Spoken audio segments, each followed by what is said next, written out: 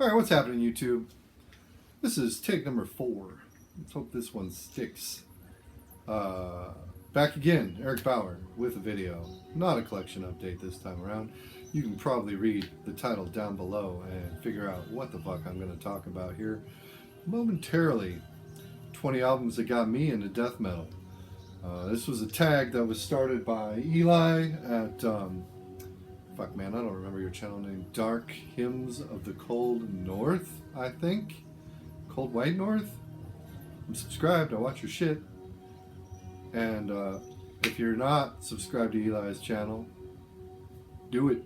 I'll link it down below. Marty did it, Scourge of Vinyl did it. A few others done it, I want to say. Did Brain Smasher? I don't remember, but if he didn't, he probably should. Anyway, I'm hopping on it too because fuck it. I don't have much to offer in the way of a regular update right now.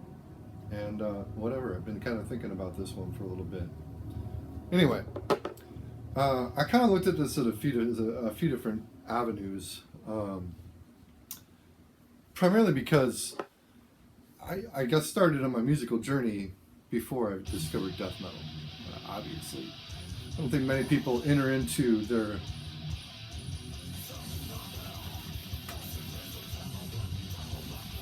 That's what you're hearing right now, by the way. Protector. The shedding of skin. People can hype up fucking Gollum, Leviathan's Desire, all they want.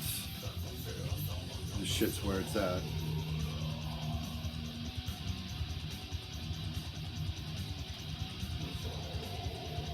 I'm trying to turn the volume up, but the battery's dead.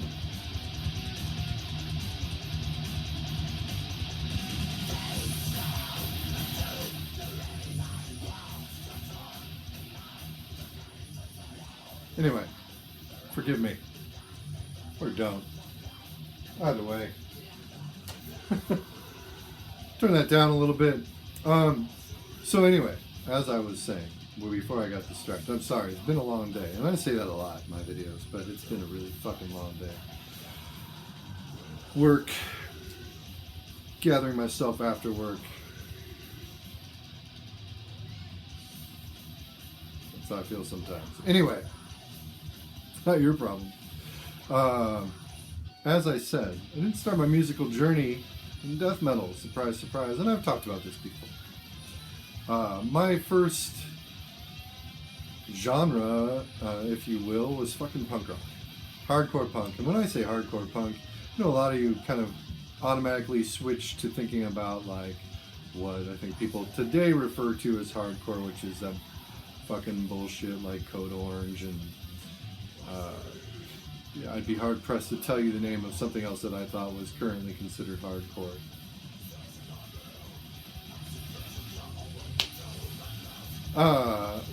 When I say hardcore, I'm talking about like fucking Dead Kennedys, Black Flag, Rollins era, Dez era, Keith Morris era, Circle Jerks, of course, fucking Naked Ray Gun, Christ on a Crutch.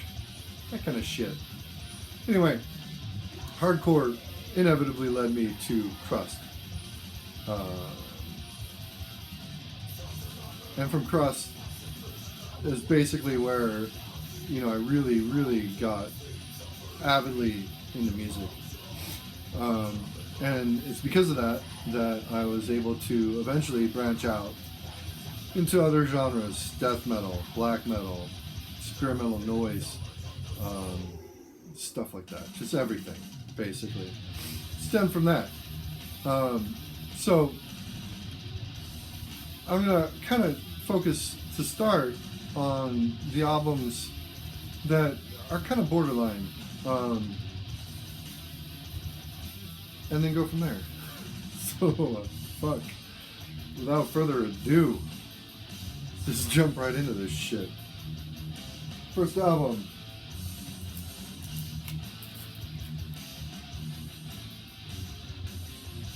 We have Phobia's Return to Desolation. This is actually a compilation of 2 EPs Return to Desolation, and what was the other one? I should know this. Been listening to this shit forever. All That Remains. Anyway, this album came out on Relapse Records back in fucking 1994. This compilation. Return to Desolation itself, I want to say came out in 91, maybe 92. And at the time that I found it, which is a long fucking time ago, I want to say I was under the impression this was fucking grindcore. And to be sure, there are definitely grindcore elements on there. But listening to it now, it's definitely a fucking death metal record. I mean, there's no doubt that thing owes a shit ton to the musical stylings of Floridian death metal at the time. And not just Floridian death metal, but SoCal death metal, and even some of the East Coast shit that was coming out in the late 80s, early 90s. Like I said, there's grindcore elements. You will definitely hear throwbacks to Doom, Extreme Noise Terror, fucking God damn it, I'm just drawing blanks left and right. Doom, Extreme Noise Terror, fucking Napalm Death, of course, Feto, Scum. You'll definitely hear some echoes of that on Return to Desolation. But like I said, it's a death metal album. It's at least as death metal as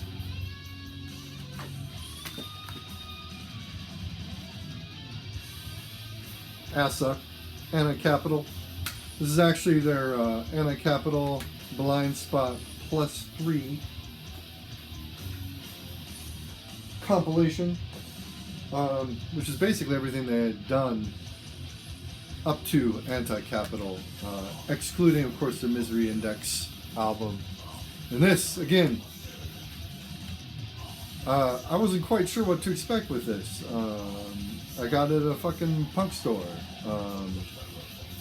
fucking years ago, man. It was an old shop in Seattle called Fallout Records. We used to fucking go there after school, pile into my buddy's car, drive out there from the fucking east side, and spend what little money we had on records, 45s, fucking CDs. They didn't have many. It was a small fucking shop. I want to say maybe 300 square feet. But man, found some of the music that would go on to define what I'm into now. Assuk being one of them. Again, look at that cover.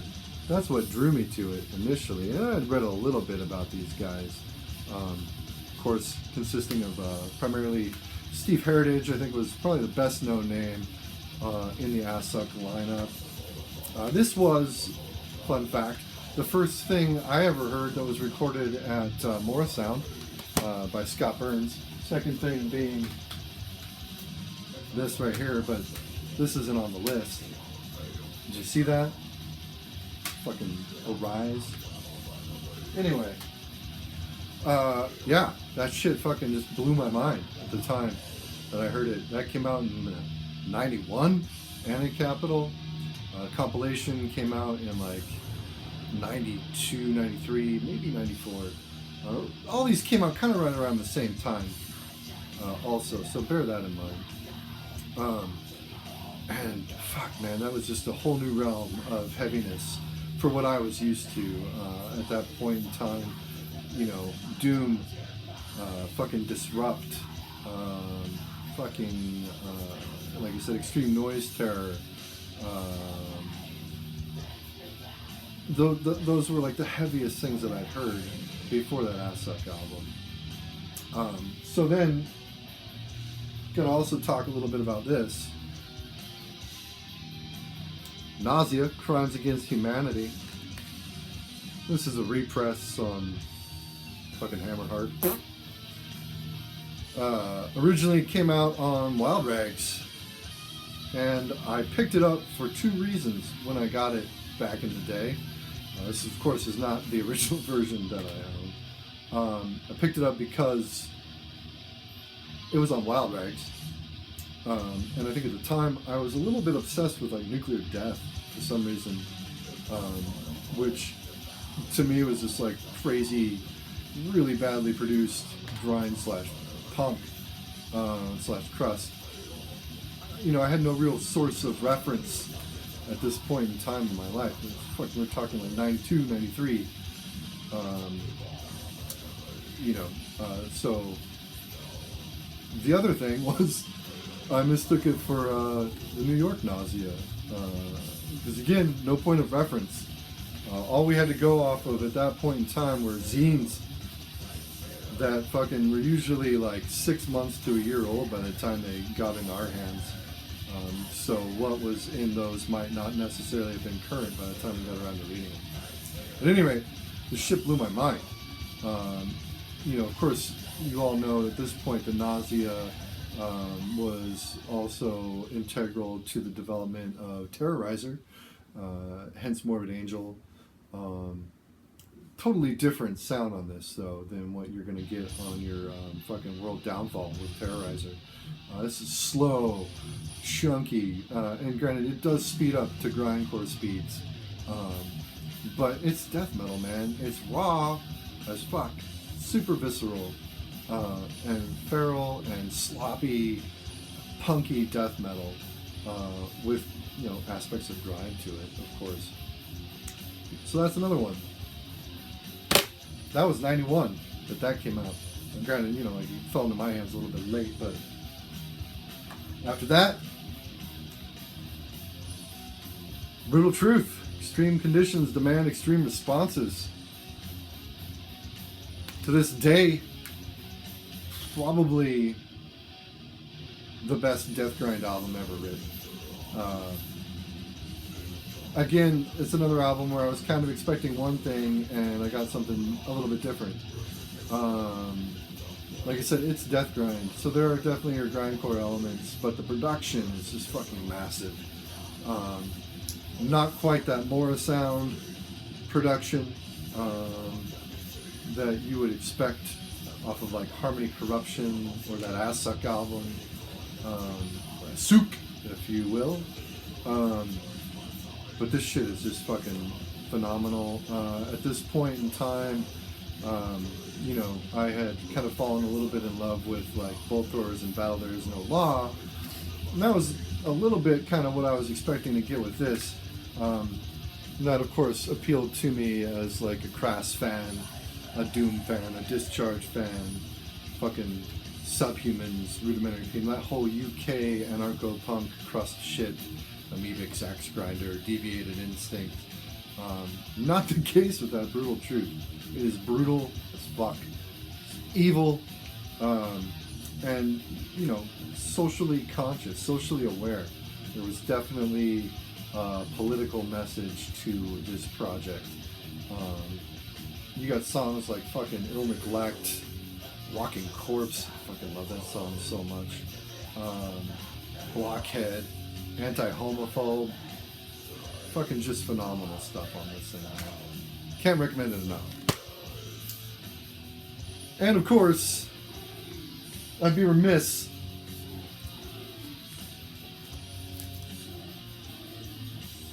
not to talk about Napalm Death's Utopia Banished. This was Napalm Death's first full-length after Harmony Corruption, an album that I did not like the first many times that I heard it, because I heard it late. I heard it after Scum and after Fedo, which, you know, is the order of things. But coming from that perspective, that mindset that I had at the time, I wasn't in the mood for the death metal that Harmony Corruption was. I mean, Harmony Corruption is not a grindcore album. It's just not. It's a fucking Floridian death metal album, and kind of mediocre at that.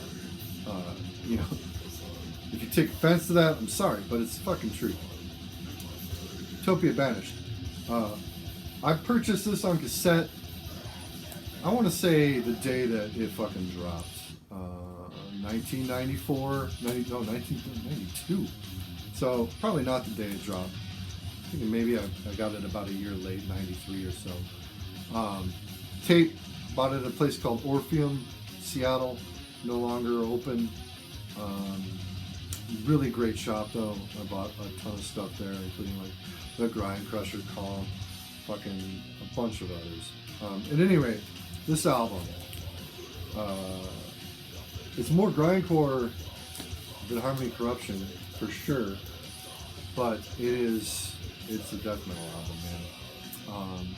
Not as death grind as that Brutal Truth, but for Napalm Death at the time, this is their pinnacle. This is my favorite Napalm Death album. I keep showing it because you need this in your life. Fucking phenomenal. So what do we have after Napalm Death?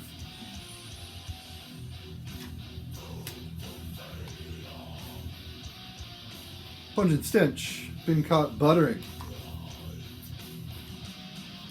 It's difficult to kind of decide on a Pungent Stench album between this, Club Mondo Bizarro, or For God Your Soul, For Me Your Flesh.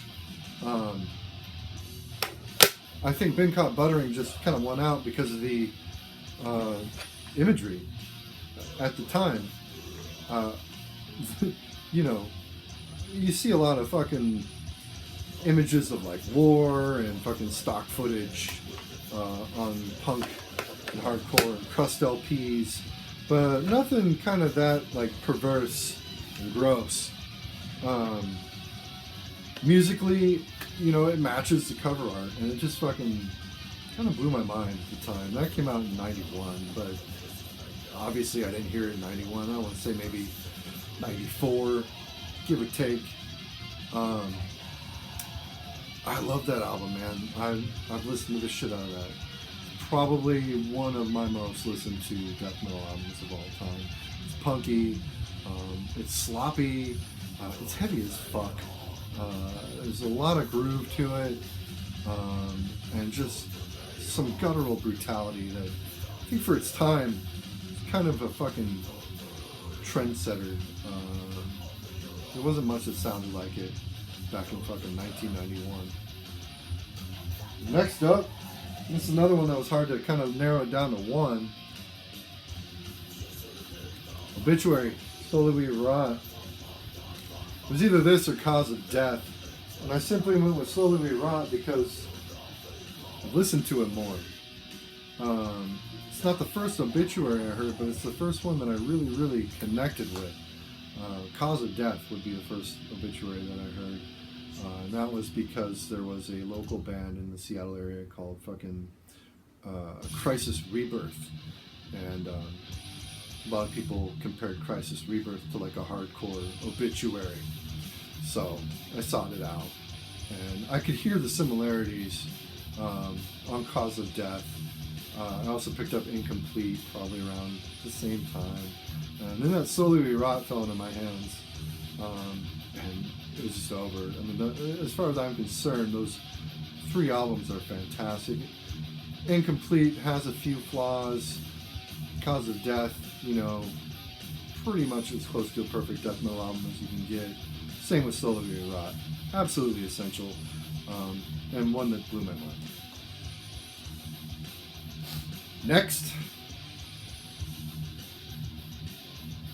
Cataclysm, the Mystical Gate of Reincarnation. This isn't an original, this is a repress. Came out on Animate Records, Nuclear Blast a few years back. Picture disc, I'm not going to take it out. This shit, fucking still mind-bogglingly heavy. This came out originally in 1993. I heard it on, let's say, Death is Just the Beginning, Volume 2? Volume 1 or Volume 2, I don't recall. You know, along with a lot of other fucking great Relapse and Nuclear Blast bands at the time. That was the first place I heard of Morphus. But that Cataclysm, the track, The Orb of Uncreation, oh my god. That shit is so disgustingly heavy. It's like, this came out around the same time as Blasphemy's Gods of War. I think the same year, actually. So, I mean, vocally, you've got like this crazy homage to fucking Blasphemy and like Beherit, Archgoat, even just insane vocals, and musically, it's just this. You know, they call it fucking Canadian hyper blast death metal, and that's a pretty good,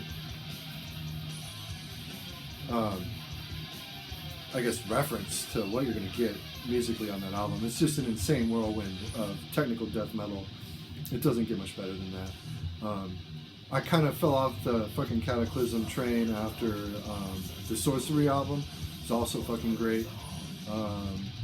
The full length that followed this EP. You could kind of compare it to, say, Cryptopsy's first album, first couple albums, up to like None So Vile.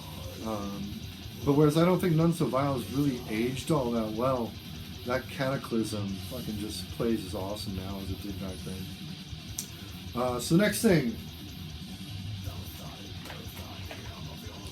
Incubus. Beyond the Unknown, 1990.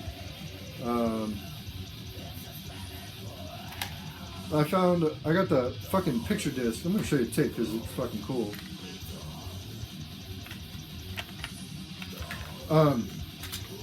Originally, this actually fell into my lap accidentally on an eBay win, where I got a record that wasn't the one I won. It was this picture disc version.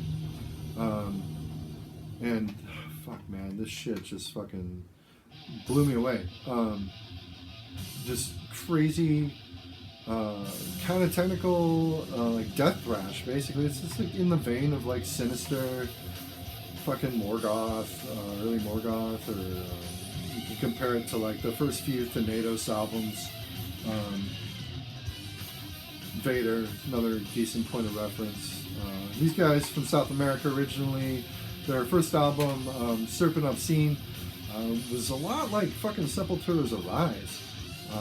Not really super death metal, more thrashy, and they kind of fucking changed a lot going into this. Of course, you know, they would become the band Opprobrium. They like re-recorded this album with different cover artwork, different production, and instrumentation to a certain degree. Very Christian, so that's kind of a turn off. You're missing out. Shit rules. Yeah, that's that. And we got some more CDs for you. Hopefully that's not too dark. You couldn't see it. It's the Ten Commandments by Malevolent Creation. A buddy of mine in Seattle scored this LP way back when from another buddy, and we fucking listened to the shit out of this album, man. Just perfect. It's death thrash for sure. Florida, death metal, kind of one of those second tier bands like fucking Monstrosity that was a little bit disregarded in favor of like fucking Morbid Angel or Deicide. But I don't know, something about that Malevolent Creation, it had a little bit of a charm that those other fucking bigger names didn't. And just the way with the aggression with which it was played. You know, spent many a night fucking drinking half racks, listening to Malevolent Creation's fucking Ten Commandments and rocking the fuck out. Yeah. So what's after that? What do we have next? I should mention also that none of these are in any actual order. Carcass, Symphonies of Sickness. It was either going to be this one or fucking Necroticism. I went with this one just because I heard it first. Like many of these. This album rules. This album is basically single-handedly responsible for the entire gore metal movement that, you know, you would come to recognize bands like fucking General Surgery, And their original EP actually almost ended up on this list, but got ousted along with a few others. Fucking Impaled, Exhumed, fucking Hemorrhage.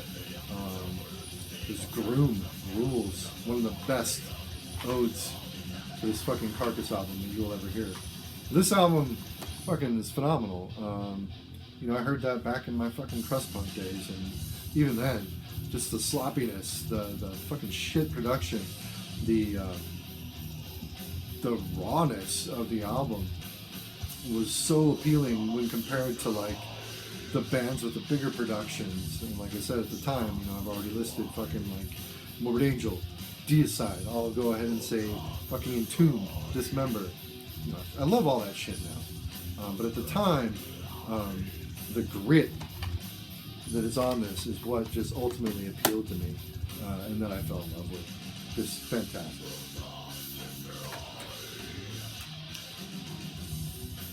Pestilence, Consuming Impulse, 1989.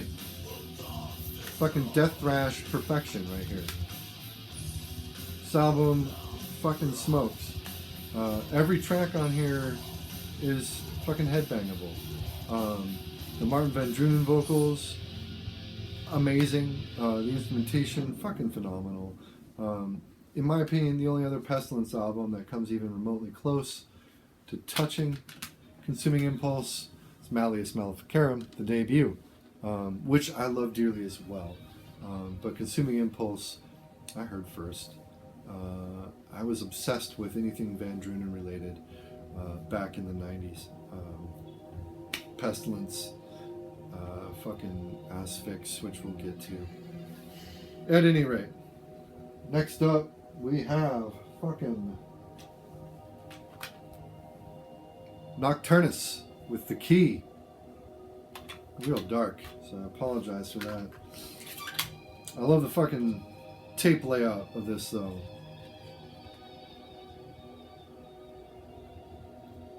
The artwork makes way more sense in this format than it does on the LP. But, you know, artwork's just one facet that kind of drew me to this band. The other was the fact that they were using sci-fi imagery on top, layered on top of that message of fucking Satanism that is just riddled in The Key. It's fantastic. The keyboards, you know, at the time, I want to say the first few times I heard it, it took a while to grow on me, for sure. Because of the keyboards, they'll throw you off if you're not ready for them. But they're not cheesy. They're atmospherically, they make sense with the album when taken as a whole. And I will admit that some of the appeal, of course, was like the cheesy charm, especially the fucking band photos, man. The keyboard player holding his fucking Roland. Amazing. Awesome stuff. I don't feel like that band gets nearly the recognition they deserve. Threshold's the album that came after. It's not quite as good. It's still pretty decent though. I want to say though, it's missing something. I think that was the lack of Mike Browning. Because Nocturnus was kind of his baby. But great stuff.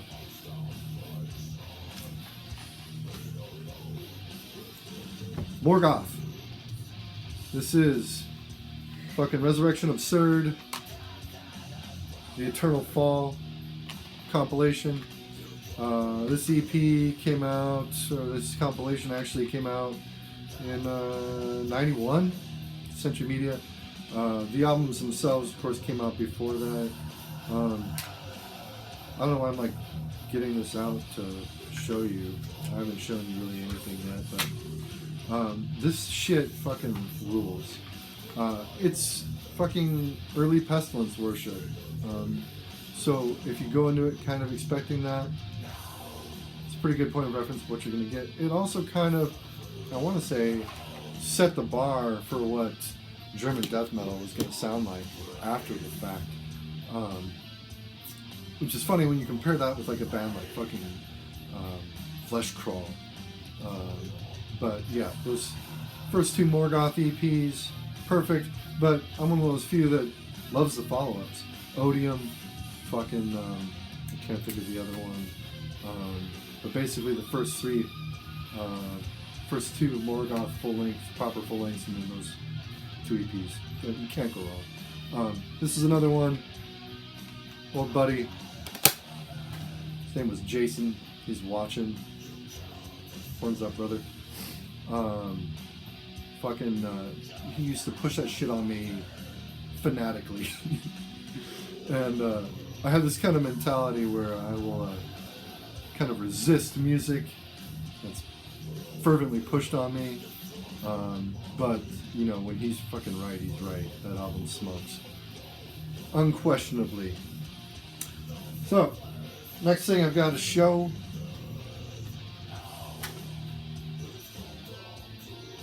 Bolt Thrower. Fourth Crusade.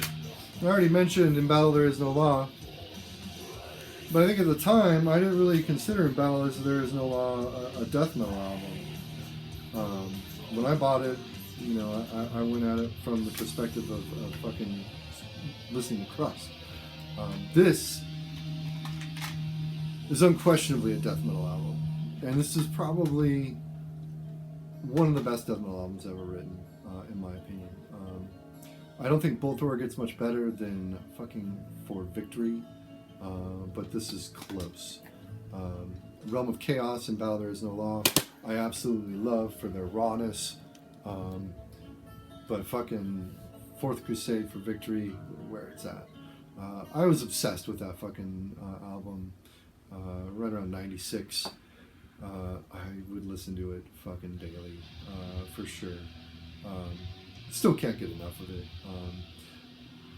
War Master, sadly, is one that I've criminally slept on. I mean, I've heard it, of course, owned it many times over the years, but it's never been the one that I've come back to.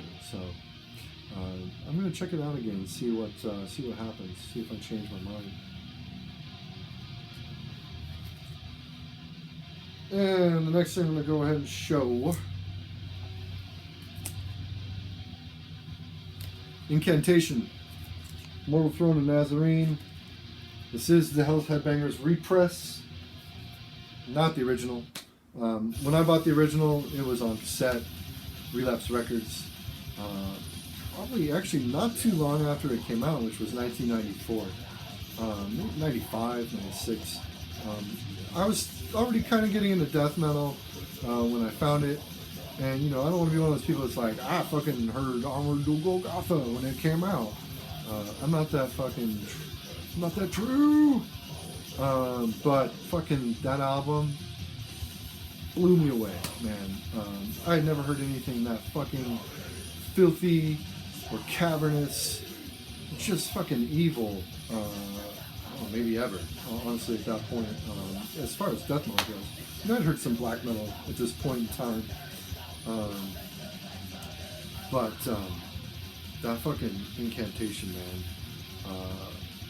along with a few other albums, really, really kind of altered my perception of heavy music. And like I said, I've talked about some of them before in past videos. That album, absolutely essential. I would say that about the first three Incantation albums, but you can't go wrong with any Incantation album, in my opinion. And I am fucking going long today. I got fucking 4 more albums to talk about, so let's burn through that shit. Asphyx, Last One on Earth. This is a repress on, you know, it doesn't matter. This is my favorite Asphyx album. In fact, it is the only Asphyx album that I own, simply because I think every other Asphyx album is kind of weak compared to this. Say what you will, this album smokes. Every track is good, especially the title track, fucking MS Bismarck. Incredible stuff. You can't go wrong. Van Drunen's vocals, fucking just shrill, captivating, you know, just one high point on an album that has many.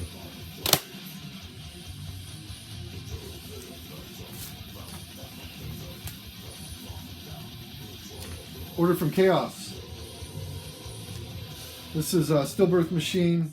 This is another repress. This is like from 2008, Nuclear War Now. First time I owned that, I bought the cassette back in the 90s again. It was, I want to say it was a Wild Rags release, if I remember correctly. I could be wrong. I didn't know anything about it when I bought it. I liked the cover art, so I snagged it. And fuck, man, that shit. That's basically what opened me up to like the bestial stuff, like fucking Blasphemy, Beherit, Archgoat, you know, later on Angel Corpse, of course, South American shit like Rebellion, Chrysian. Just that Order from Chaos doesn't get any better. That's Pete Helmkamp at his best, in my opinion. You know, I love all Order from Chaos, but that is absolutely my favorite, and it has stuck with me for a long time. Anyway, next step. Of course, you know I gotta mention the Cannibal Corpse, Tomb of the Mutilated. Fucking original Metal Blade. Got the original logo there. Shit rules. What to say about it? Probably like everybody else, the first time I heard Cannibal Corpse was on the Ace Ventura soundtrack in the 90s. I don't even remember when that fucking movie came out. But one of those bands that I had heard of plenty before I bought that album. I just put it off.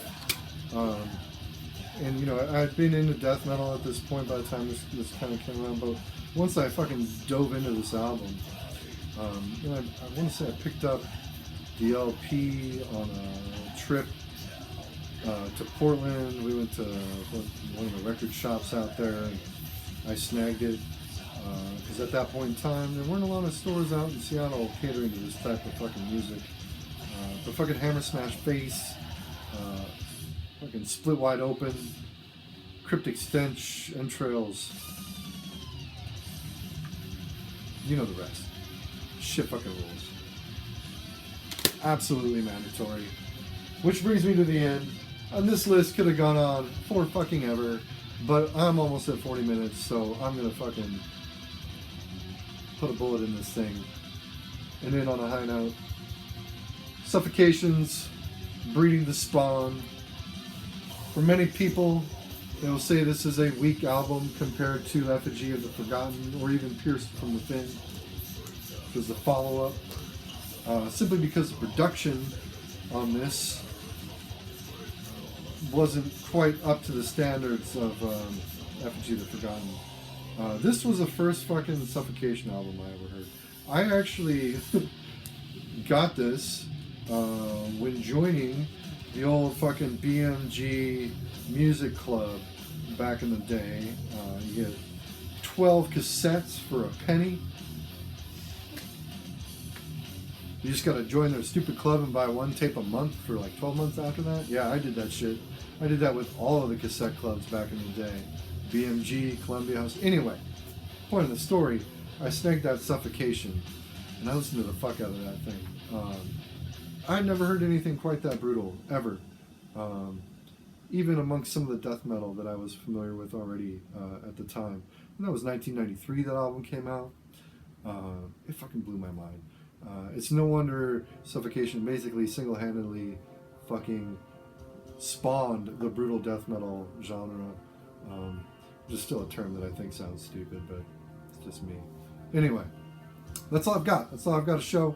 Like I said, this list could fucking go on for another half hour. But again, I'm at like 40 minutes, which is probably the longest video that I've ever done. You're probably sick of looking at my face. So, I'm going to call it a night. YouTube, thanks for watching. Thanks for subscribing. I am nearly at 1,000. Once I get over that mark, yes, I am going to do a fucking contest, and I will put up a video announcing what that contest will be, / giveaway. Until then, thanks again, YouTube. Keep it real.